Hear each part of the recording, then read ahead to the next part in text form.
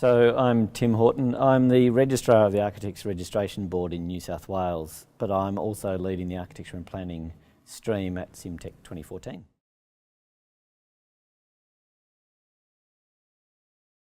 Every sector, every industry, every profession is at the moment grappling with the same thing, which is where does innovation come from? How do you stay at the frontier of technology as a part of the innovation? What capabilities do you need to bring to make the most of the technology that's available to make sure that the sector keeps on keeping on? And I guess the big challenge at the moment in the design, planning, construction, development area is that technology is changing very fast. What we're beginning to see also is the disruption emerge in the field as well. A lot of technologies that are occurring in the region are being harnessed faster and better by, if you like, competitors as well.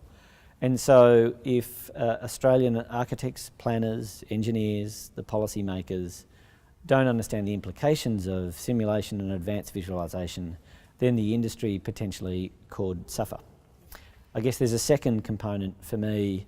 Cities are effectively a public good. They're a public entity. And so everything that happens in cities happens in the public domain. So the planning and the building of cities is something that's very visual, it's very public. And so visualisation and simulation are ways to allow people to see what the future shape of a city could be against what is. And so for that reason, simulation helps bridge between the policy possible and perhaps the public perception.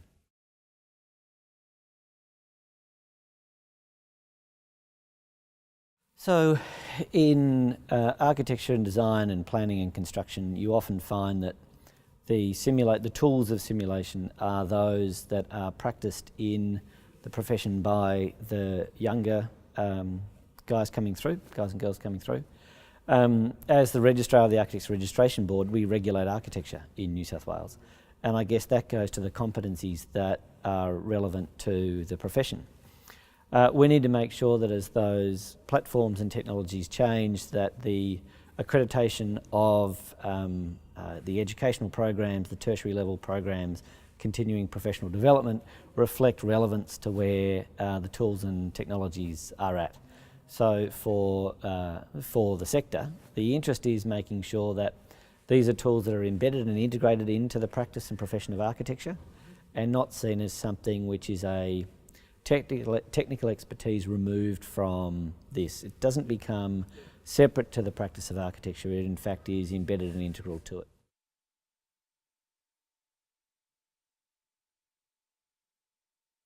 Well, I think technology itself is actually often inert. It's what we do with it that matters. And so for me, my interest is what simulation can do at the macro, meso and micro level.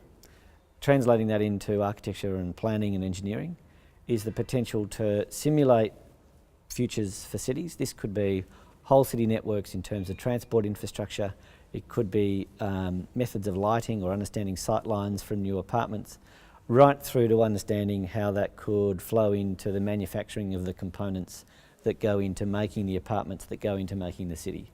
Now, that's not really what simulation does of itself, but it's one way simulation can be used if it's then plugged into new construction technologies and new training and skills capabilities. Big challenge for that is this is an enabler across a number of different sectors. So the challenge is, how do you begin to connect up those sectors with a common set of capabilities? And that's why I'm interested in where Simulation Australia's at. It's in some ways a peak body of peak bodies. It's kind of like the community of interest in this new area. It's how we harness it. Let me start that again. It's how we harness it that's important. It's not an end in itself. It's just a means to a really exciting end.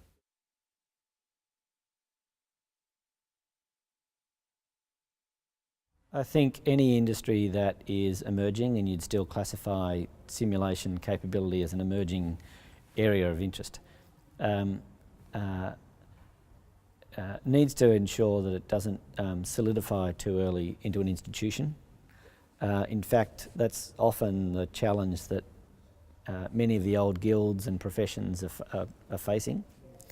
I think the opportunity for the simulation sector is to understand that it is relevant in the thinking of projects, the policy making, the design, the concept, the training, the reinvention. So it becomes a core capability to all the stages, not to us. It doesn't become an industry or a sector in itself. It's a capability which is shared across many.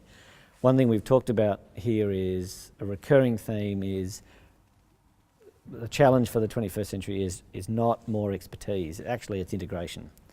And you've got to, part of the innovation story is you've got to have in some ways a number of different half ideas which then come together to form sort of, let's call it the eureka moment. You know, it's the evolution of many different ideas that forms into something new.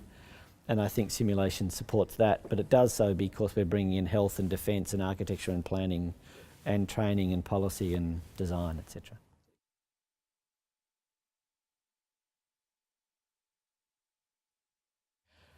Like most things, I think South Australia is dripping with potential, but realising the potential probably relies on looking outside itself. So I think the potential here is how the capability that's clustered in South Australia is seen for value in Perth and in Darwin and in Brisbane and in the whole of the East Coast, but also then into Asia. So I think let's not keep it the best kept secret. Let's make it a capability which is a bridging opportunity into markets outside South Australia. Why don't we bring those young tech-related entrepreneurs with dangerous ideas twice a year from Sydney and Melbourne, where they can't afford to do there what they can afford to do here, to help develop their skills, contribute to simulation of the digital platforms that come therefrom, and then go back to where they came from. Create the alumni around simulation, modelling, visualisation.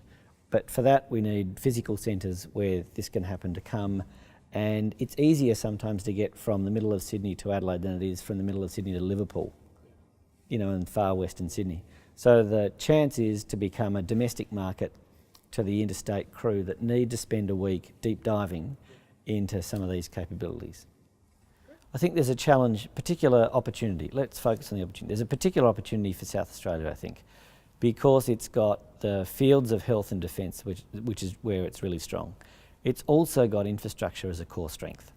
And I think the three of those have the scale and critical mass to support a continued growth of simulation capabilities applied. And I think the challenge for South Australia is making sure that you become the home of where this is done best. And yeah, this is reflected in CSIRO's global megatrends. One of them is about, they call it virtually there. And the idea is that everything in the natural world has a mirror in the virtual. And this is in health and is defence and it's in education and it's across the sectors. And so this is something that South Australia could pick up in order to do more with less, in order to provide services to remote communities, because South Australia doesn't have a great population density outside of its 4 major cities. So the challenge is, can South Australia make the most of the potential it already has?